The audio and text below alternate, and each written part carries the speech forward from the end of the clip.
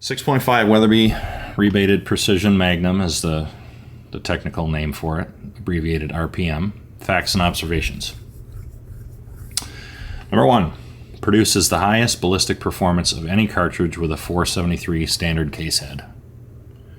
So there's nothing you can put in that footprint, that 473 standard bolt face, 3.340. There's no cartridge that you can put in that platform that exceeds the performance of this cartridge. This beats them all. It's essentially a 264 Winchester Magnum with a modern design. No belt, standard bolt face. This case holds just about 81 grains water capacity versus 82 for the 264 Win Mag. So it's a rocket ship.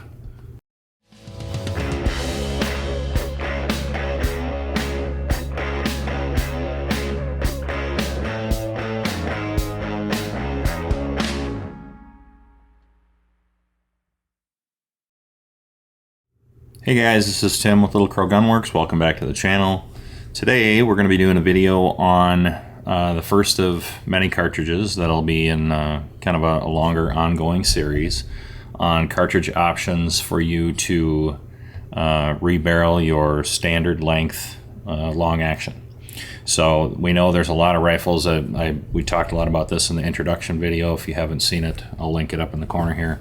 But we're trying to spend some time focusing on a certain subset of the population that's not getting a lot of attention, and that is guys that have say a long action 25-06, 270, 280 Remington, 30-06, 35 Whelen, things like that, regardless of who makes it, whether it's a Remington, Winchester, Savage, Ruger, Tikka, Howa, whatever. Let's say you have your old rifle, your old trusty 30-06, 270. Maybe the barrel's getting a little tired, or you just don't shoot it as much as you used to anymore. It'd be a prime candidate for a rebarrel. So we're focusing on cartridges that would fit within those rifles, where you could change it from a 270 to a whatever, 30-06 to one of these cartridges. And the first cartridge that this video is going to be on, showing the performance we were able to achieve, and then kind of analyzing why the performance is better than something you may already have. This first cartridge we're doing this video on is basically the highest performance cartridge you could possibly put in that footprint, in that platform. And it's, in my opinion, a near perfect medium game cartridge, and would also be suitable for big game up to and including elk. And that is the 6.5 Weatherby RPM. So I think we'll start out by talking a little bit about the cartridge and its introduction, and I think what Weatherby was after that'll be very brief, and then we'll go into how it compares to other cartridges in the 6.5 category, and then we'll look at the long range shooting footage that we tested, and see the results of that. And then we'll go into what are the prime candidates, like what rifles would be best suited for this cartridge based on the bullet you want to shoot. And then we'll look at the performance of the 6.5 Weatherby RPM compared to something that you may already have. So I think I'll get my screen recording fired up here. Let me silence my phone so that's not chiming in.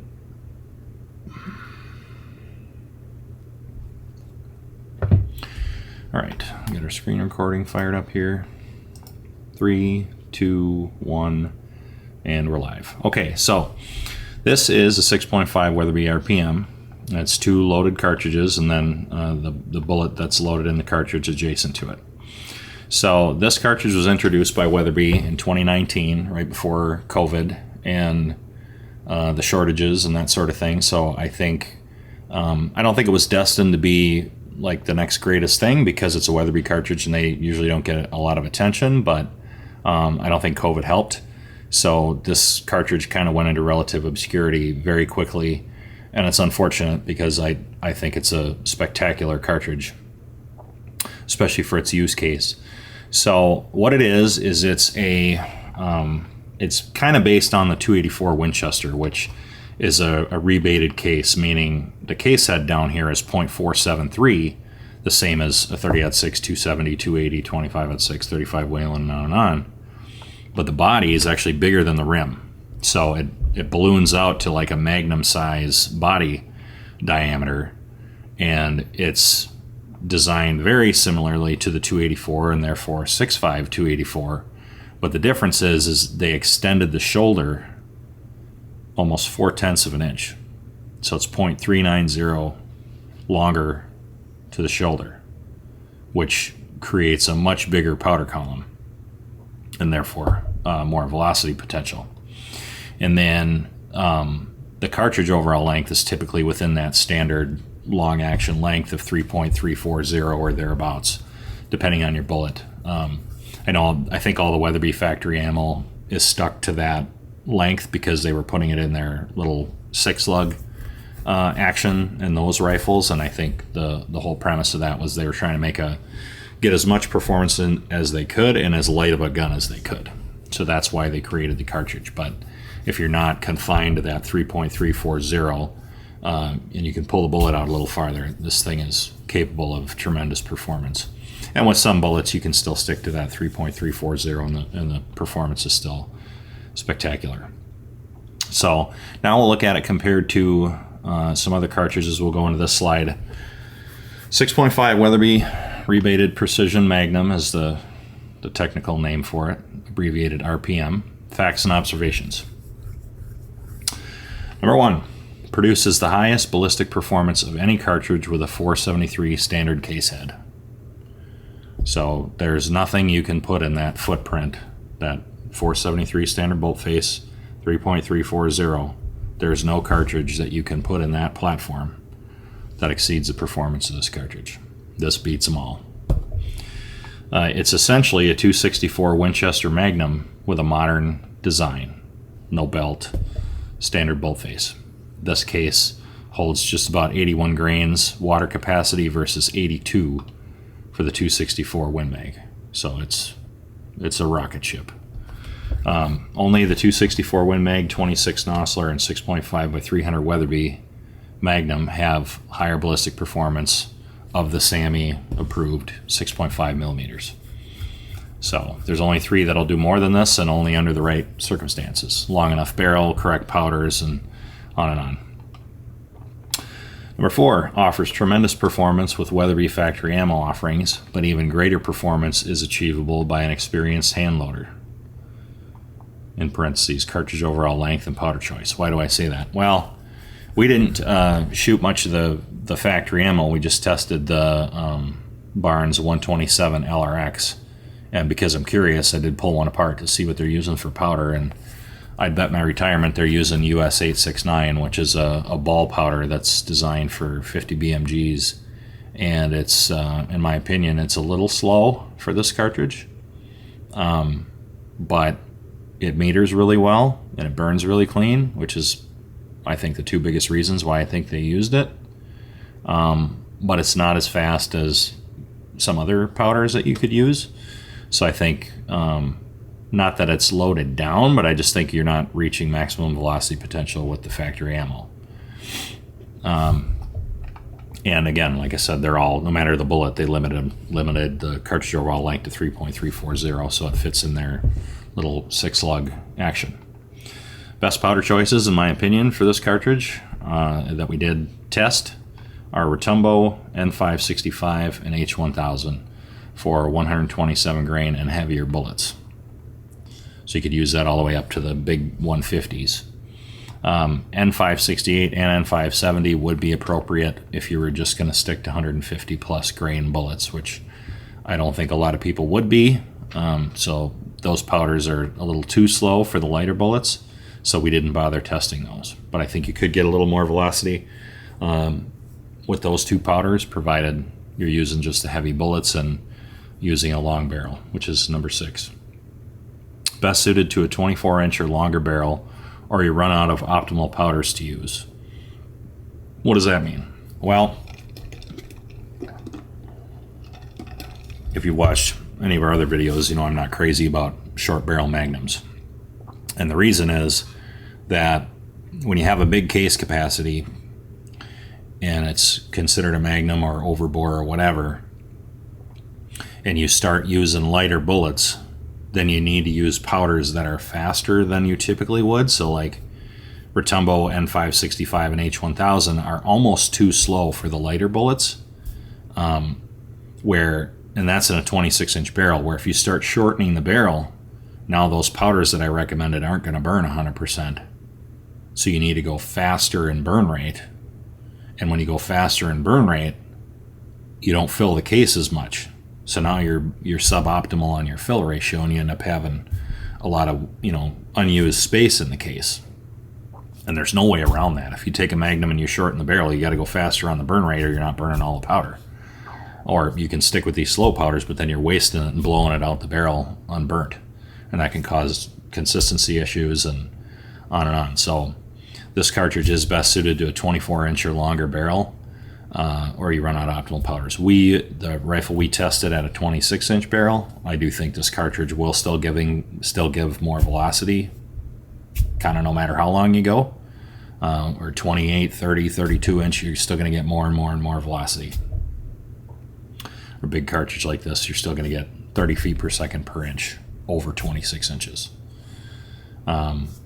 One thing we did notice is that the factory ammo brass is soft and is suboptimal for reloading by Peterson Brass. So Peterson is making brass for this cartridge. We started out by shooting that Weatherby factory ammo with the Barnes 127 LRX, 26-inch barrel. We did achieve the box velocity of 32.25 feet per second, but we needed a 26-inch barrel to do that. I think a lot of their rifles they sell in this cartridge are shorter than that, 24, 22, 20, like super light guns. You're not going to get the box velocity with those shorter barrels. We needed a 26 just to hit the box velocity. And it actually shot pretty well, shot sub-MOA for the most part for 3-shot groups at 100 yards. However, what we were going to do was break the barrel in by shooting factory ammo and then reloading the factory brass with just whatever bullets to get 100 rounds on the barrel and break it in. But after the factory ammo was fired just one time, some of the brass wouldn't even hold a primer anymore. Like, it was soft enough or the pressure was high enough or some combination thereof that wouldn't hold the primer anymore even after one shot. Some of them it took 2 shots, some it took 3, but in very few reloads the brass didn't hold the primer anymore. Where when we bought some Peterson brass and loaded it up, we were able to achieve much higher velocities before we saw any pressure signs at all. So if you shoot factory ammo and you don't hand load, that doesn't matter. You're not going to reuse the brass anyway, so it's irrelevant. But if you are a hand loader, don't buy factory ammo with the intent of reusing the brass. Just get Peterson brass and move on from there. So now we'll talk about the case size comparison reference, and this is in water capacity, which is how you measure cases. So you take a fired piece of brass and then you put water in the case and then use a razor blade to cut the water. The water will the droplet will be rounded at the top of the case mouth. Use a razor blade to cut that off. Make sure the outside of the case is dry and the water is perfectly flush with the top of the case. Then you weigh it. And you want to weigh the case before you put water in it, so you weigh it empty, put water in it, cut it off, dry the case, weigh that, and the difference between those two numbers is the water capacity, which is the velocity potential, basically what that means. So treated the same, run up to the same pressure with the same bullet and the same barrel length, the case with the highest water capacity is going to produce the most velocity.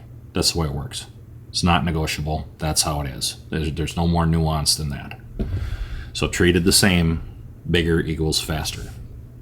So now I'll compare what I call basically the 4 different classes of performance for these cartridges. For the 6.5s, I left the Grendel out because that's kind of a specialty AR cartridge, and it's much smaller than these other ones, so that wasn't worth comparing to these. But the first class of performance is kind of your precision class, not really known for speed, but can shoot very well and still has great performance when you use high BC bullets. And that's your 6.5 Creedmoor, 260 Remington, 6.5 55 Swede. So that means treated the same, those cartridges are going to produce extremely similar velocities with the same bullets, same barrel lengths, and same powders.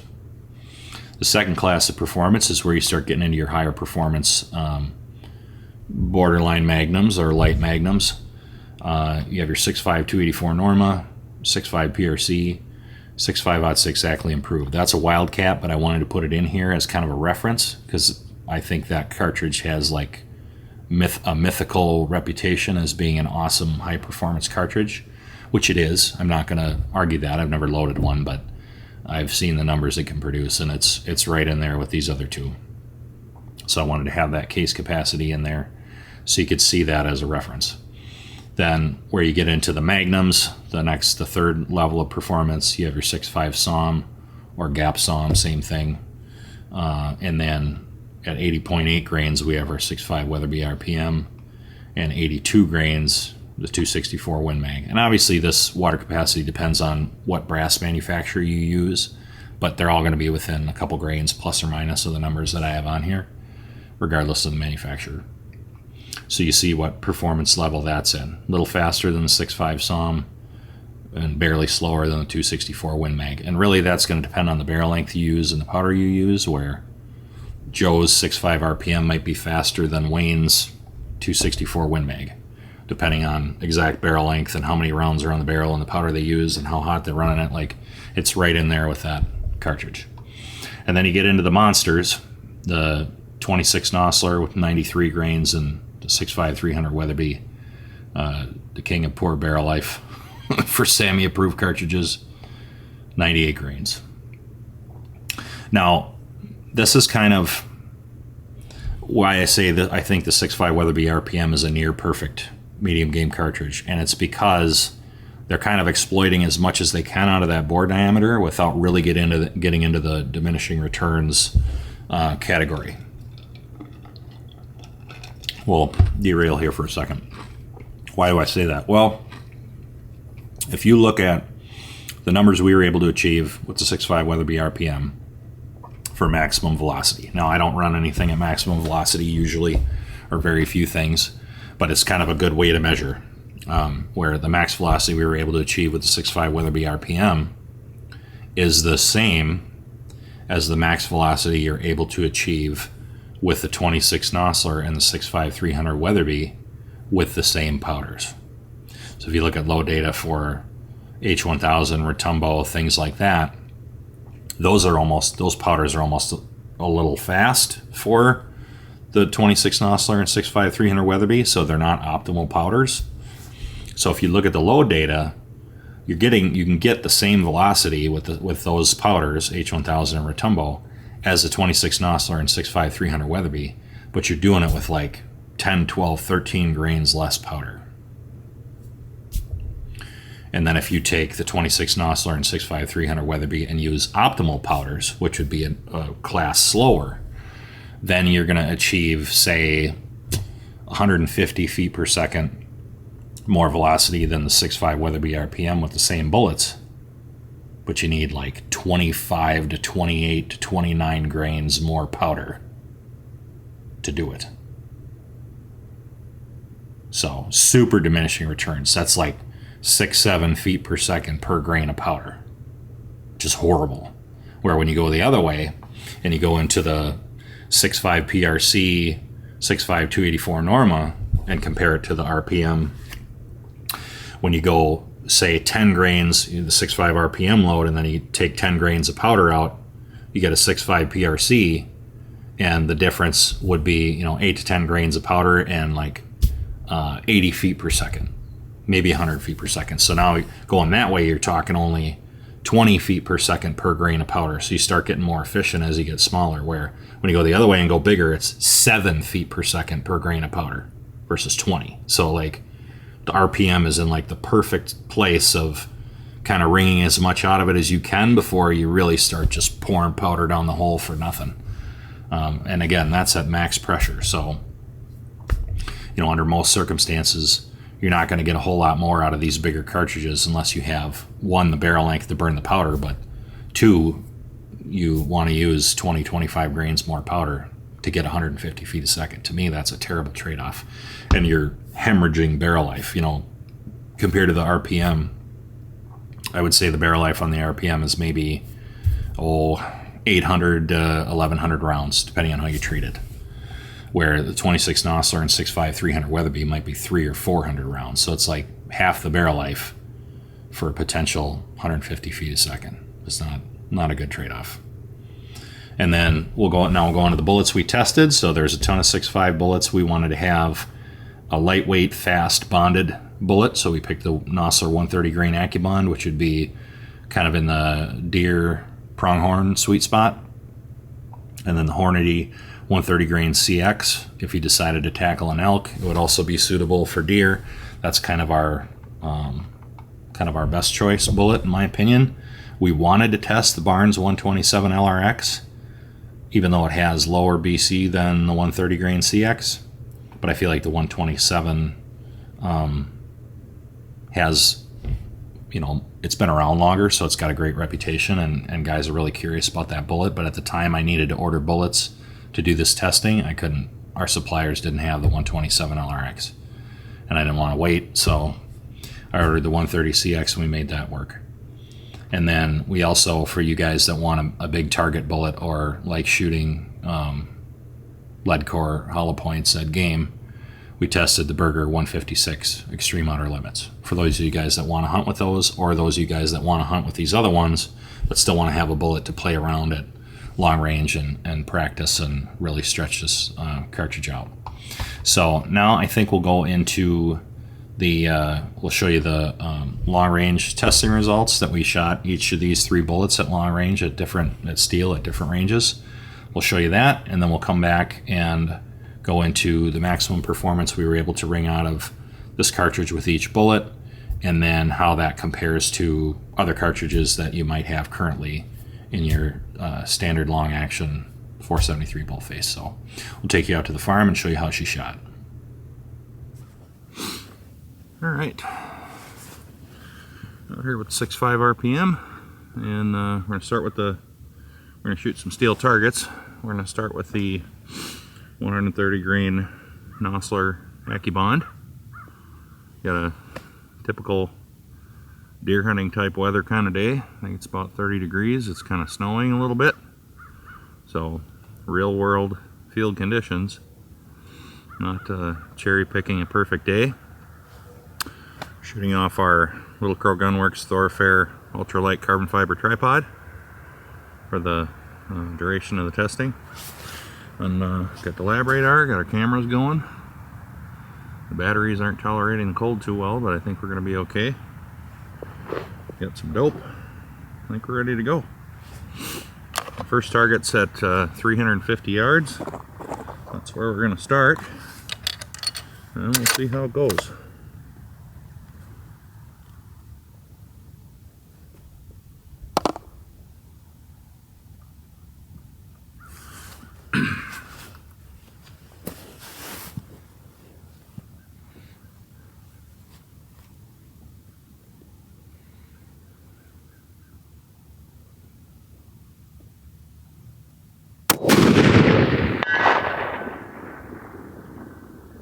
Tiny bit upwind. That was our cold bore shot. We'll leave it, see how the second one does. Elevation's perfect.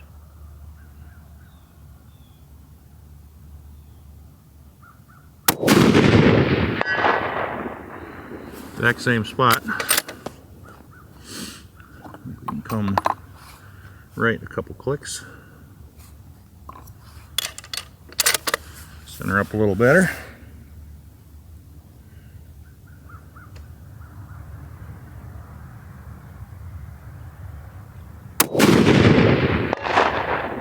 Dead center. Holding pretty good elevation. 505 yards.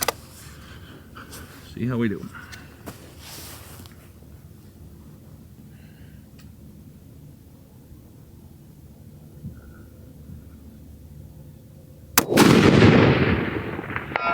A bit downwind, elevation's good.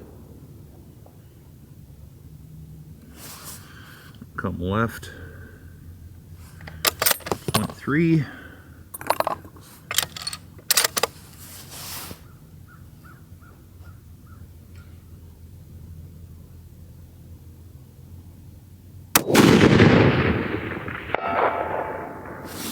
Wind's good. I'm gonna drop down a little bit.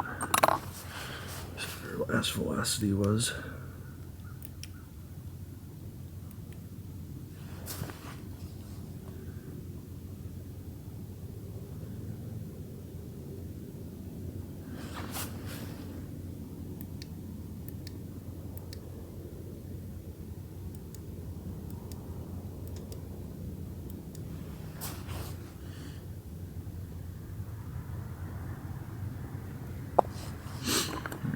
One more out there.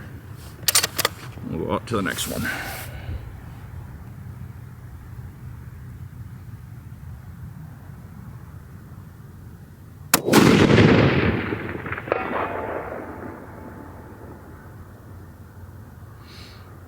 Elevation's good, a little bit upwind.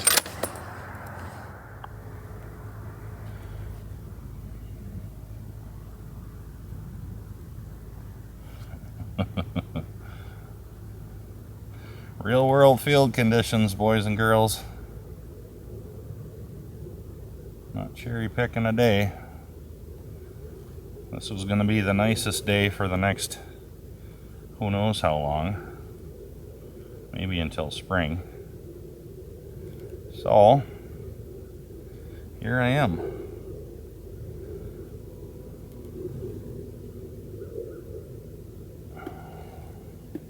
Don't get to make the weather when you hunt, so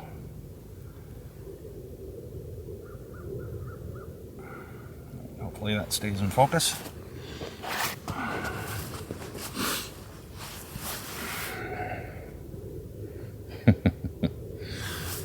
Visibility is not great, but it's fine. Make it work. Let's see how we do at 750.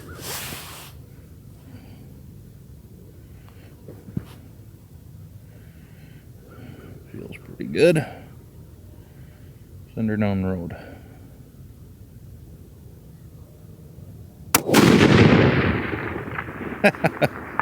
Almost dead center. A little bit low and a little bit downwind. Maybe come up one and add one. Send a couple more out there.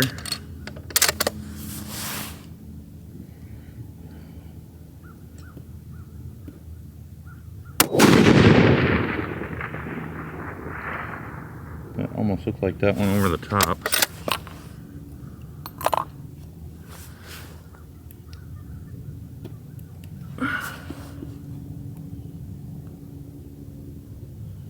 But it's hard to tell given the conditions.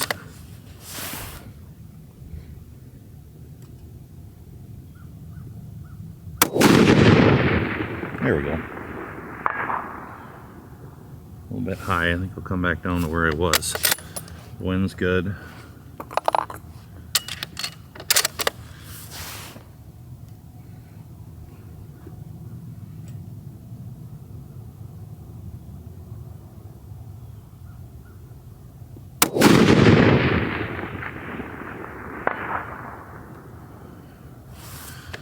Pretty good. Well, now the sun's trying to peek out a little bit, but it's still snowing. Welcome to Minnesota. 130 Accubon shot pretty good. Did not have any hits on the target at 1,000, but got up to 750 fairly easily. Oh, I shoot the 130 grain CX. Try to get some down here on 350 before the cows get over there.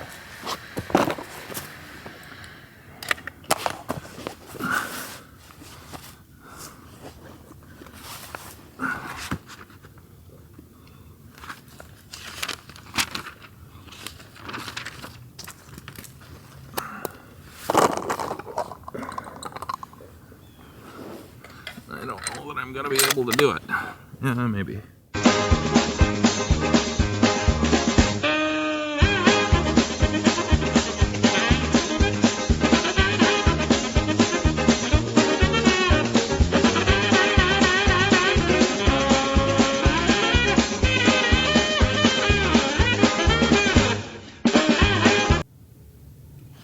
Dang it. There's a cow on that target.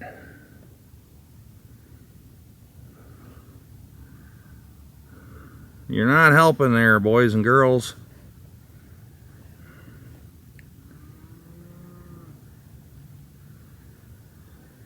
Licking the paint off the target. Perfect. Alright.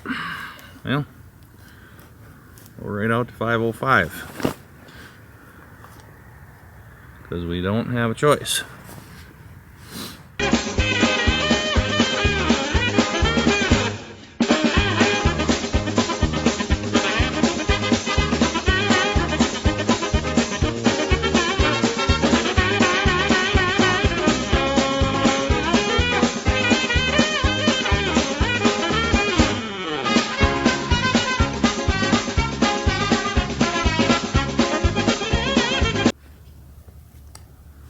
$350.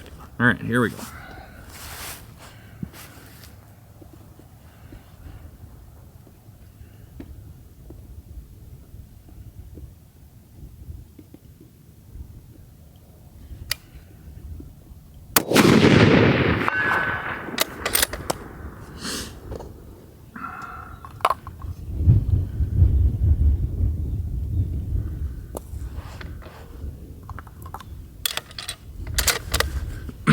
Wind call is good.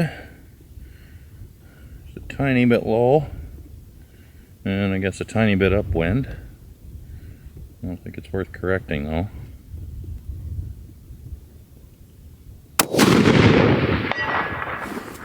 Right next to the first one.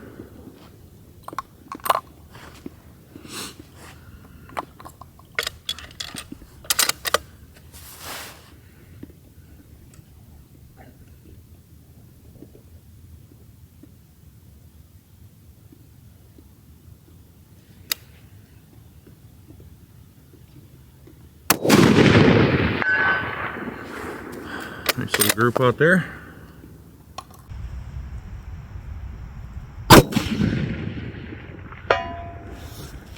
Dead center.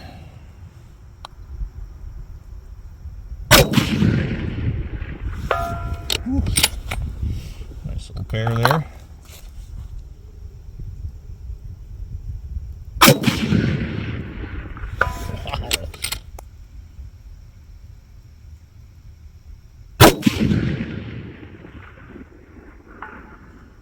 Bit high. Wind call was good.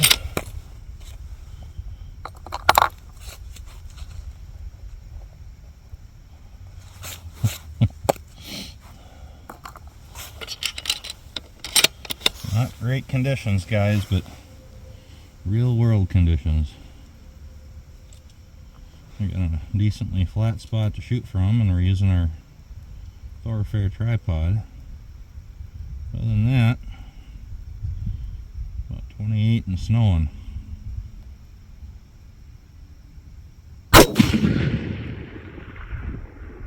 Wow. And on top of the last one.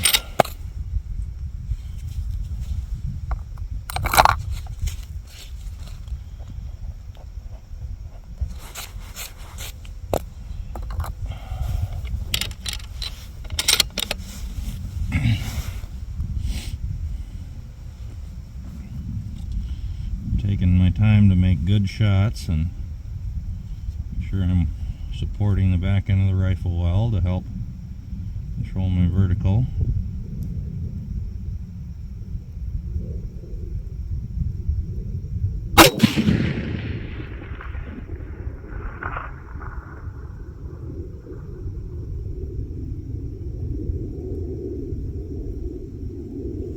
Not here. Plank on that one.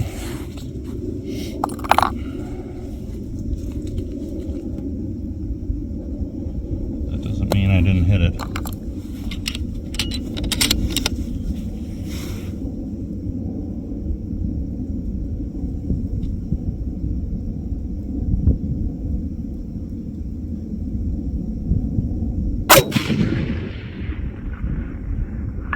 Wind did pick up a little bit.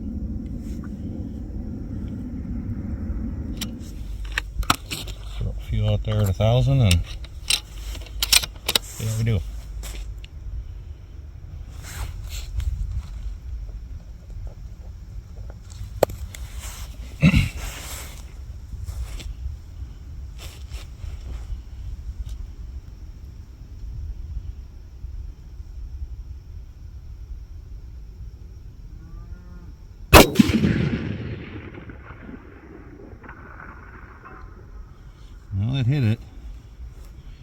It knocked the dirt off of it that was on the left side, and I heard it clank. But I can't see where the impact is through the scope because I only have 16 power. But let's see if I can see it through the spotter. Looks like high center.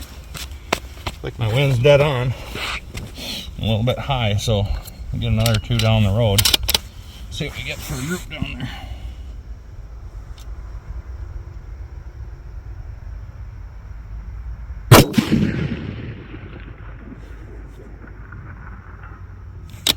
There's a clank on that one.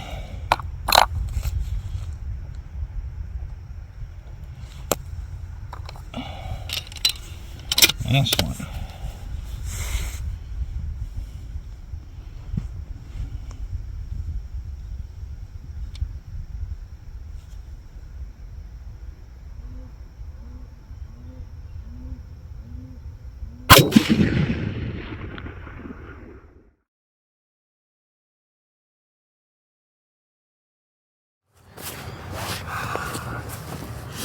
Well, went and got everything painted, and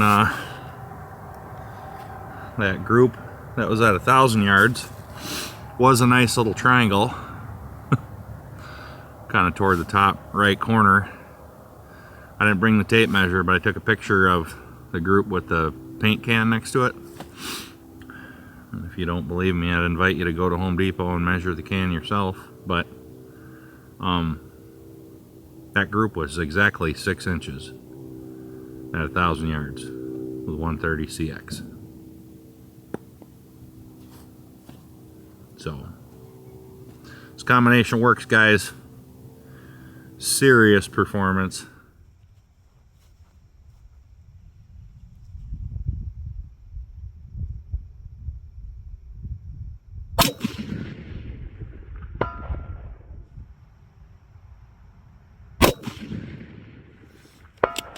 Wow. Woo. Same spot as the last shot.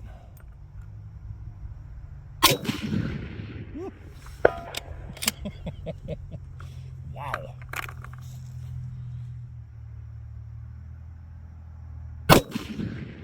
Yikes. I'm bringing the tape measure for that one. Wow, wow, wow. That looks like about a 3-inch 5-shot group. Maybe 3.5 or 4, but I'll bring a tape down and we'll see. Zoom in. Wow, is very nice. Alright. 750 yards. Let's see how we do.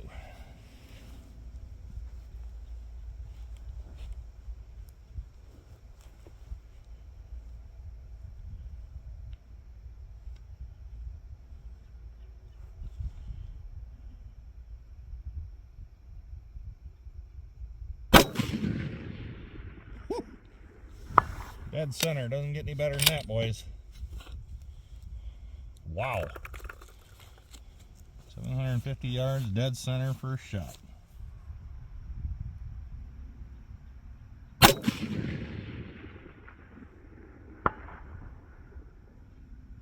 bit lower. A tiny bit upwind. So pretty good.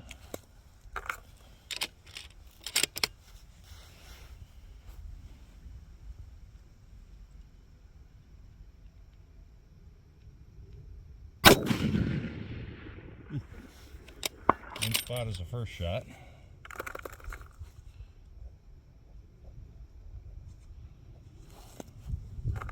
This rifle is very controllable with just our simple precision muzzle brake. Tames it down enough that it's easy to control and see what's going on out there. Even on 16 power. Dead center again. A bit right of the first and third shot.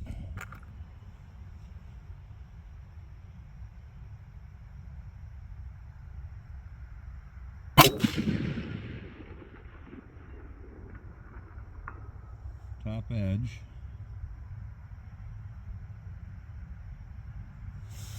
I don't know if it's that high because it's a cold bore or our BC is higher than what Berger advertises in this rifle. We are kind of over twisting it with our 7 twist barrel, which usually makes the BC higher than if you use a slower twist. Just send another one without changing anything. Let's see where that lands before I make any adjustments.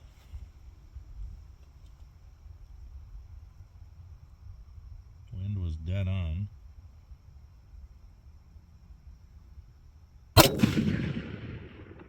Well, right in the center, right where we're supposed to be. That high one must have just been the cold bore effect.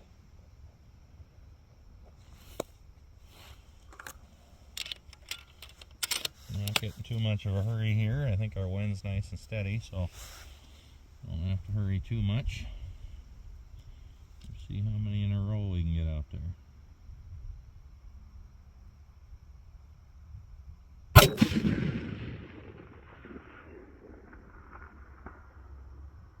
It looks like we're on the left edge,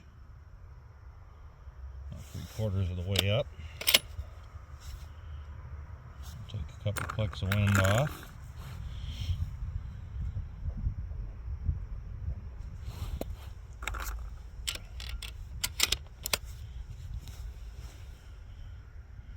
It'd be like 7 inches at this distance or so.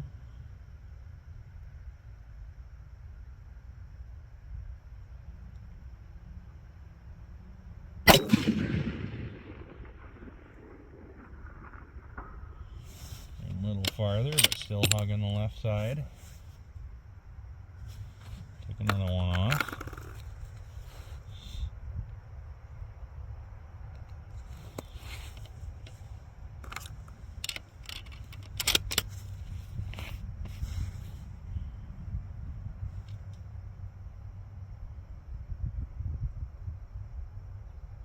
A bit to the right. More center plate. Put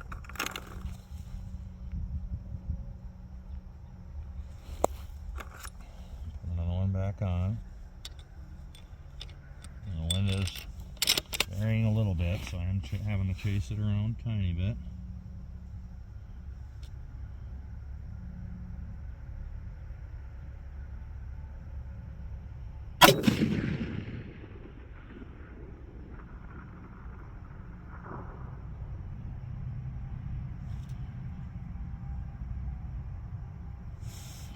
Tell where that one went.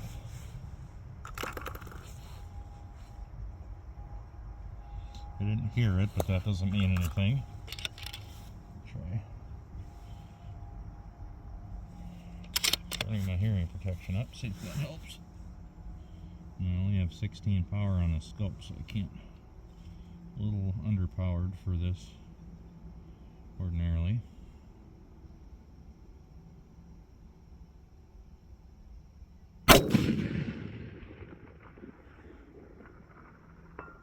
Right corner.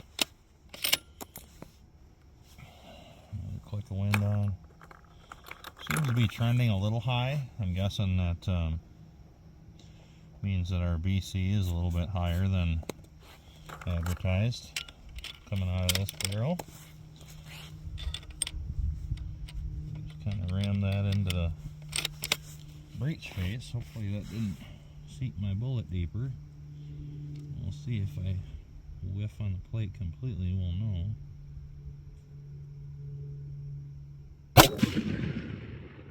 Nope. Low center. Not shooting too bad. It didn't shoot quite as well for the first 3 as our 130 CX, but still doing really well. 2 left.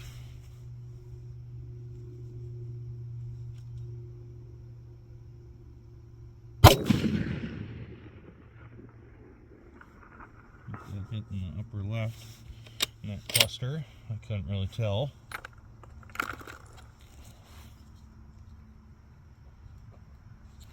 One more.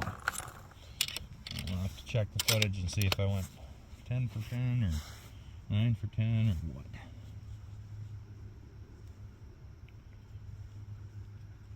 One more and I'm going home.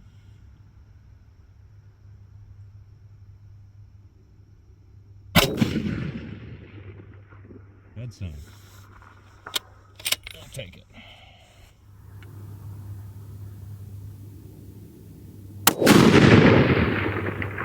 Dead center.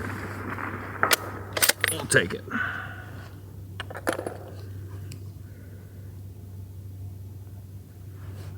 Either 9 for 10 or 10 for 10. 1,000 yards. You guys can see this 6.5 RPM is unbelievable cartridge. It's tremendous performance potential. And we decided to put it in a 26-inch barrel because that's what we had on hand. 7 twist. I would stick with that. I would do a 7 twist if you're going to build a custom rifle, just to get a little extra stability in these cold temps, especially if you're at low elevation. But you can see that even with minimal load development, just basically doing a ladder test, picking the best charge weights, no seating depth testing at all, no trouble getting out to 1,000 yards with the 156 Berger and Hornady 130 CX. So this thing shot amazing. It's a very special cartridge. For the load development, all I did was we picked Peterson brass, picked a primer, and then I primitively tested H1000 Rotumbo and N565 to kind of get a feel for which powder all 3 bullets were liking. And Rotumbo ended up being the favorite. I think if you spent a lot more time playing with it, you could make any of those 3 powders work great. But Rotumbo showed the most promise right away up front. So that's what we ended up using for all 3 bullets. And I didn't do any seating depth tests with any of the bullets. I just loaded them all the same amount of jump from the rifling and then did ladder tests. I think I tested in 0.3 of a grain increments, and then picked the charge weights that shot the best, shot those head to head at 100 yards a couple different times. And in all 3 cases, basically I had one load that was moderate pressure and then one load that was up near the top, and the moderate pressure loads shot the best. So that's what we ended up stretching out at the farm. So now we'll go into basically the performance metrics, cartridge overall lengths, and then what rifles would be best suited for this cartridge. So we'll look at our slide here. Performance in 26-inch barrel and prime rifle candidates. So with the Nosler 130 grain AccuBond, the max velocity I achieved in the ladder test was 33.25 feet a second. Crazy fast, which would approximate around 3,200 feet a second with the 140 AccuBond, which we didn't test, but that's about where you would land. Cartridge overall length with that bullet, oddly enough, was right at 3.340 exactly. So that was the distance I said that I wanted to set it from the rifling. I set it that far and then measured the overall length, and it happened to be exactly 3.340. And then in the suitable long action rifles that cartridge overall length would fit in would be a Tikka T3X, a Tikka M695. The 95 would allow even more length, but it would fit. Ruger M77, Winchester Model 70, any Savage, Remington 700, Howas, Weatherby Vanguards. I didn't put those on here, but I thought about it after I made the slide. Those would be suitable as well to be able to get these rounds down in the magazine and hunt with it. You wouldn't want to hunt with a single shot, in my opinion. Hornady 130 grain CX, max velocity I achieved was also in that 3,300 feet per second neighborhood. A little bit less, which is pretty typical of these hunting monos, like the Barnes and the CX. You're going to get a little less velocity out of it than you would a different design bullet. Cartridge overall length at that same amount of jump as the AccuBond was out at 3.432. Now that doesn't mean that's where you have to load it. That's just that's approaching the maximum length based on the SAMI reamer, because we did not throat this rifle out at all. We just ran the reamer in there and then went with that. So if you wanted to seat this down to 3.340, you could, but just know that you're going to be jumping it quite a bit, like most Weatherby cartridges, where this one wasn't really designed that way. It was designed more like a modern cartridge, not with a huge free bore. Like the throat geometry on this cartridge is very similar to how what Hornady does with the PRCs and stuff. So it's a good modern design. That they were trying to make this thing accurate, and I think they succeeded. So suitable long action rifles, if you want to be up near the rifling with the 130 CX, would be the Tikka M695. Most or any Savage, I think you're going to get that, even if it's an older one. You know, the 110 class, 116s, 112s, whatever. Any Remington 700. I think most Howas and Vanguards, you're going to have that much room in there too. And there's likely others. We would have to look at your rifle case by case, or you'd have to measure your internal magazine length at home to see if that would fit in your gun. And then the Berger 156 Extreme Outer Limit, max velocity we achieved with that was 3090. And it actually shot well up there, but that was a little spicy and would be hard on the brass. So the final load we used was down at 3,000 feet a second, which is still, I mean, I think the 6.5 300 Weatherby factory ammo with that 156 is only 3,050 feet a second. So you're right in there with, you know, our hand load, you're right in there with the 6.5 300 Weatherby factory ammo. So still no slouch. Cartridge overall length for that at the same jump, which was up close to the rifling, was 3.5 plus. I think it was 3.517 or 3.520 or something long. So the suitable long action rifles for that, the Remington 700 is going to be your best choice. Some Savages might accommodate that. Tikka M695 I think would accommodate that barely. And Howas and Vanguards would be case by case. I think it's going to depend on what the cartridge was originally and whether or not that would fit in there. Some notes. The Remington 700s have the most aftermarket support, meaning stocks, triggers, whatever. So if you think you might want to change the stock from what you have into something else, or you might want an aftermarket trigger or whatever, the Remingtons are going to have the most options. Tikkas and Savages have equal aftermarket support. Some stocks, the Tikkas, you don't really need an aftermarket trigger. They have a good trigger from the factory. And then there are some aftermarket triggers for Savages. Rugers and Winchesters have very little aftermarket support, maybe a stock or a trigger. The Howas and Vanguards are going to be in that category too, where there's some triggers out there, some stocks, but you're going to be limited on what your choices are. So now that we know what the maximum performance was with each bullet, now we'll go into how this cartridge performance compares to, let's see what our next thing is. Oh, that, okay. See how this cartridge performance compares to what you might already have in that rifle now, like a 25-06, 270, 280 Remington, or 30-06.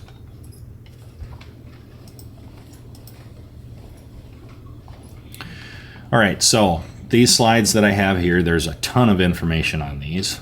I'm not going to review all three slides one by one. This is for monolithic bullets, so I'll just walk you through this one, and then I'll click on to, this is for the CX compared to other monolithic bullets in the cartridges I just mentioned. Then another slide is the AccuBonds, and then the other slide is the Bergers. So I basically compared the 6.5 RPM performance that we got with these other cartridges in a comparable bullet.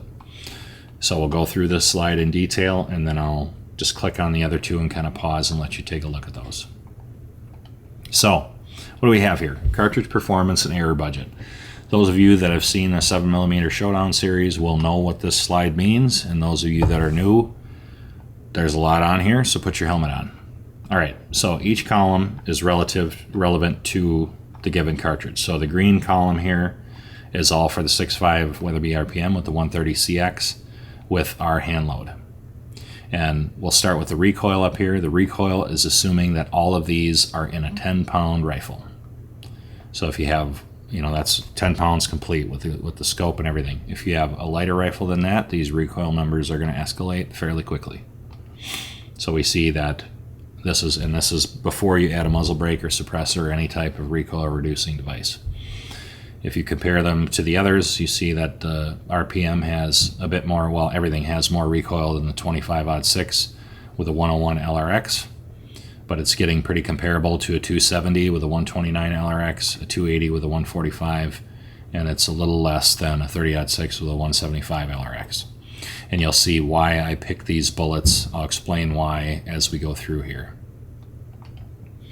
And then the long range metrics that I ran all this data on is based on 500 yards. And so I guess we'll start with the top here. The average velocity that we were able to achieve with the 130 CX for the load that I just showed you out at the farm was 3194 feet a second, and it was cold. It was, I think, in the teens.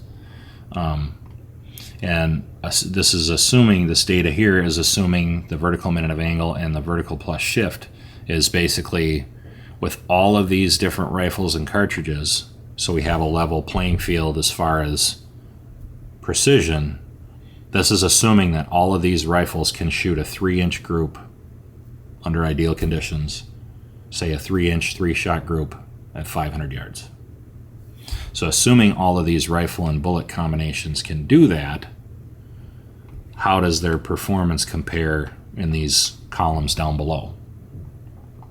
So up here at the top next to the velocity, what we have in the green boxes is like this 32 that's next to the CX, or next to the average velocity of 3194.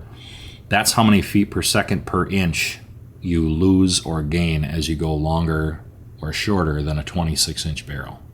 So you can see, basically when you get overbore cartridges, like, this is kind of overbore, and then the 25-06 is even more overbore, slightly. You get more velocity per inch than a standard cartridge like the 30-06. So you see, we just run through them here quick. The 6.5 RPM, you're going to gain or lose 32 feet per second per inch with appropriate powders. If you go above or below a 26-inch barrel.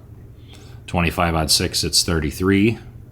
270 is also 32, like the RPM.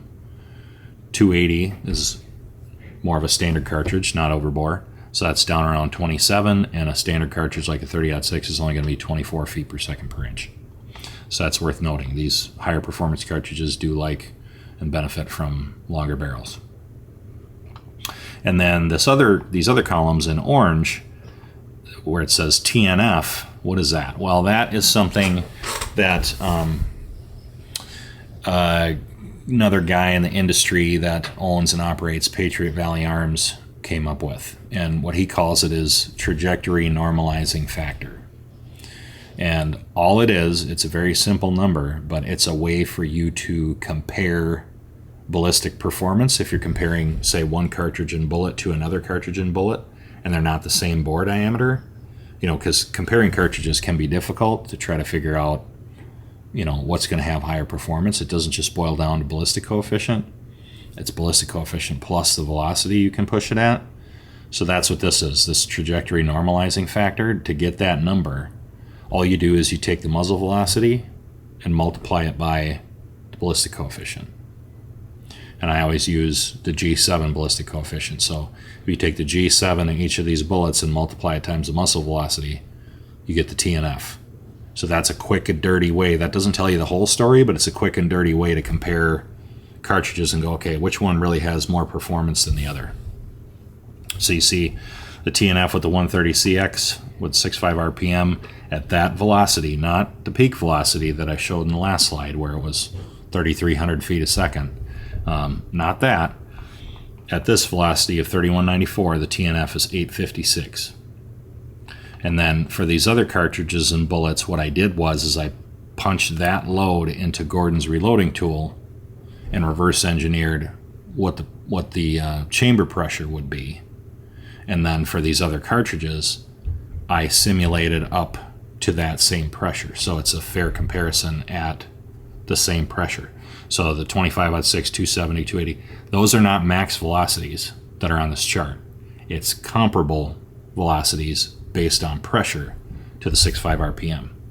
Because the 6.5 RPM has the highest TNF, if we just put the max velocities on this chart, that would benefit the CX and the one that would benefit the 6.5 RPM the most, because it has the highest ballistic coefficient out of all of these bullets.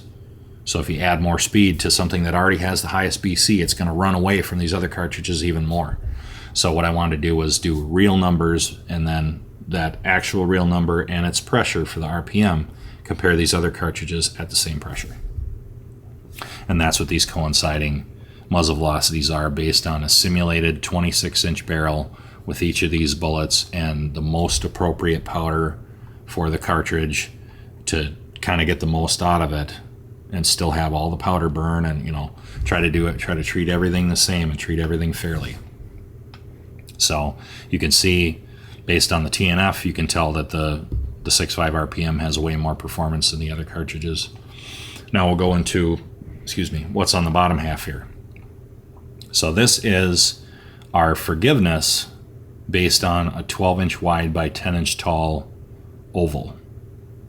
So medium game. Why is that? 10-inch wide by 12-inch wide by 10-inch tall oval. Why is that relevant? That is this. So this is a mule deer. This is a slide that we used in part 9 of the 7mm Showdown. In that red oval, that's a 12-inch wide by 10-inch tall oval. That's where I would want to put a bullet. I wouldn't want to go lower than that, because you don't have to get very far to the right and you're in the guts, because the diaphragm kind of comes up at an angle. So you don't necessarily want to aim at the heart, because if you're 4 inches to the right, you're into the guts, and he's going to run like a jackrabbit for a long time. So you want to stay a little higher, so that way you have more range error budget. So you either get into the lungs or into the neck, and either way, if you're off this oval, he's in trouble. So that's why that's relevant, that 12 by 10. So based on that oval, what these columns are is, what do you have in terms of forgiveness in range error budget, like how far wrong can you be on the range and still put the bullet in that 10-inch height, based on, if the rifle did shoot a 3-inch group, but you got the range wrong, where does that 3-inch group drift on that 10-inch high oval, and how wrong can you be and still hit that oval? And then same for the wind, assuming the rifle shoots a 3-inch group at 500 yards, how wrong can you be on the wind and still put a bullet in that oval? And based on the cartridge performance, you see these numbers are different.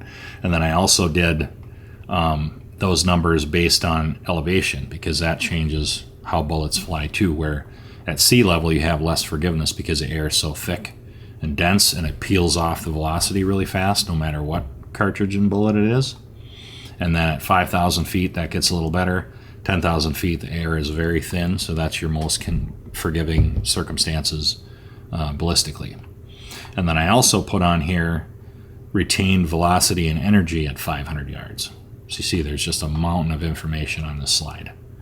So by example, the 6.5 RPM at sea level at 500 yards is going to have a retained velocity of 2292 feet a second and 1,517 foot-pounds of energy. So you can see how that compares to these other cartridges. Naturally, we're starting at a high velocity. We have a high ballistic coefficient, so it's going to have higher retained velocity than any of these other cartridges and bullet combinations, regardless of the elevation. And energy, it's going to have higher retained energy than any of these other cartridges except for the 30-06. It's going to have very similar retained energy to the 30-06, because the 30-06 starts with more muzzle energy, significantly more, but it has lower BC, so eventually that and the 6.5 RPM kind of even out, where if you go farther than 500 yards, the RPM is going to have more energy than the 06 or any of these other cartridges, and it's going to get better and better and better compared to these other cartridges. So you see that, and the one thing I should say about like the 25-06, 270, 280, and 30-06, depending on the the factory twist rate that you may have on that gun in your safe and that these cartridges came with, it's borderline debatable if these bullets would even be fully stable in those barrels. So I'm kind of giving these 4 cartridges, not the odd 6. The odd 6 bullet would be completely stable, but the 280, 270, and 25-06 with the factory 1 in 10 twist rates, it's debatable if these bullets would even be stable and if you would even be able to shoot them. So I'm kind of helping those cartridges out and giving them the benefit of the doubt. Like at sea level, some of those bullets might not be stable, where when you go up to 5,000 feet, they would be, and 10,000 feet, they surely would be. Because your stability increases as you go up in elevation and up in temperature. And likewise, as it gets colder and you go lower in elevation, your stability gets worse. So I'm kind of giving them the benefit of the doubt, and despite that, you can see that the RPM easily exceeds all of them in terms of performance. And now I guess to just look at the we'll look at the 10,000 feet. You see the range error budget is 38 yards for the 130CX, 38 for the 25-06, 34 for the 270, 32 for the 280, and 30 for the 30-06. And then the wind error budget is 9.6 miles per hour for the RPM, meaning if you aim at the center, if you make a wind guess, you dial your wind or you hold off for wind, and you're hoping that the bullet's going to hit in the center of that 12-inch by 10-inch oval with a 9.6 mile per hour wind forgiveness, that means you can be wrong by, what would that be, 4.5 plus 0.3, 4.8. So you can be wrong by 4.8 miles an hour this way or this way and still hit that oval, theoretically. Where with the 25-06, it goes all the way down to 7.4. Same for the 270, 7.6 for the 280, and 7.4 for the 30-06. So you see you have quite a bit more wind forgiveness with the RPM compared to these other cartridges. Now, somebody might argue, well, why did you pick these particular bullet weights? What I was trying to do is compare all monolithic bullets that are as high a BC as we can get. Where, like I said, these 3 cartridges in the middle, it's debatable as to whether you could even stabilize these bullets or not. But like the 30-06, you go, well, there might be higher BC monos that the 30-06 could shoot. And the way these charts work is, let's say I pick a heavier bullet that has a higher ballistic coefficient. What that's going to do to these forgiveness numbers is it's going to make your range error budget go down because you have more of a rainbow type trajectory. So you're going to have less forgiveness on range to gain forgiveness on wind. And for some people that trade-off is worthwhile. Others it's not, where somebody might say, well, I want to shoot, a 150 Barnes TTSX. That's going to help out your range error budget because it's a flatter trajectory, but your wind error budget's going to get worse. And that's a universal truth, no matter the bullet, no matter the cartridge. Like, the higher BC bullet will always have less wind drift. The heavier, let me say that over. The heavier, higher BC bullet will always have less wind drift than the lighter, faster, lower BC bullet at any range, no matter what it is.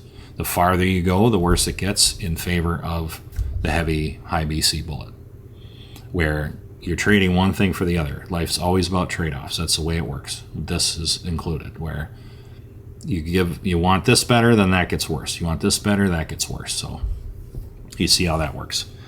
And then, so that's it for the monolithic bullets.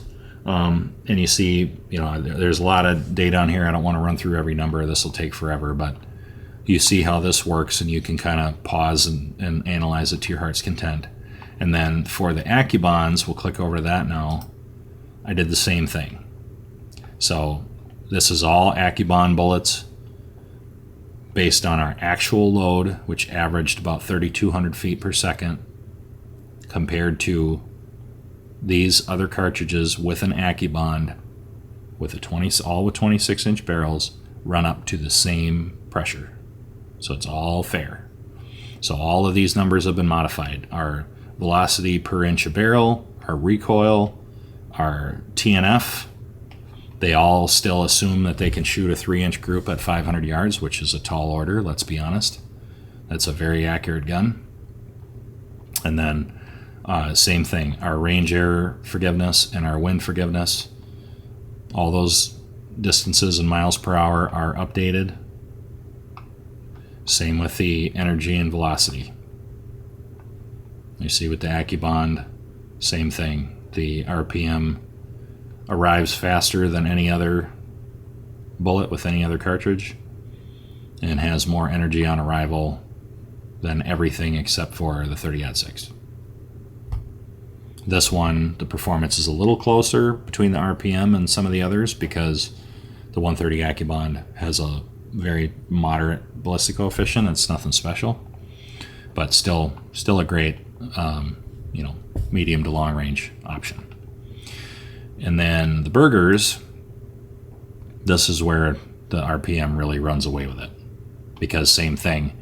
What I did for these other cartridges was use the best designed or highest BC bullet option, where like the 270, the 140 Classic Hunter has the best design, meaning it has the lowest form factor. So you're getting the most BC per grain of bullet weight of anything that the 270 could reasonably shoot with the factory 1 in 10 twist. Same thing with the 280 Remington. The 168 VLD was kind of the best option that you could still hopefully stabilize. And the 30-06, same thing. The 180 Elite Hunter was the best design bullet that would stay reasonably competitive in range error budget and wind error budget. If I went heavier, the range error budget would get worse, the wind error budget would get better. But you're trading one for the other, like I said. And then energy and arrival velocity and arrival energy, same thing. RPM runs away with it, other than energy, where it's very comparable to the 30-06 with the 180 grain Elite Hunter.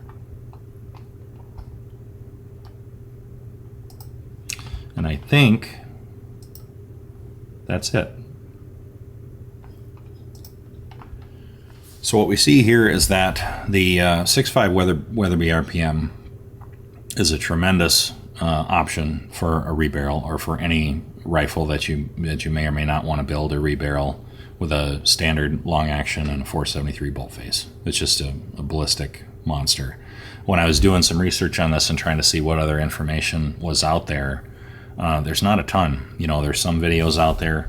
The one that stood out to me was Vortex podcast. They did a 10-minute talk on the 6.5 Weatherby RPM, and I know Ryan Muckenhern is a well-respected voice in this industry by most people. Not everybody, but most people.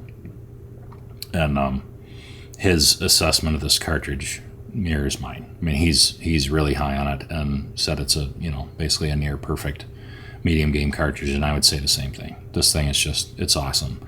It's really unfortunate for Weatherby that it kind of got accidentally disappeared by COVID, and nobody's really paying attention to it. It does have some downsides, like I recommended getting the Peterson brass.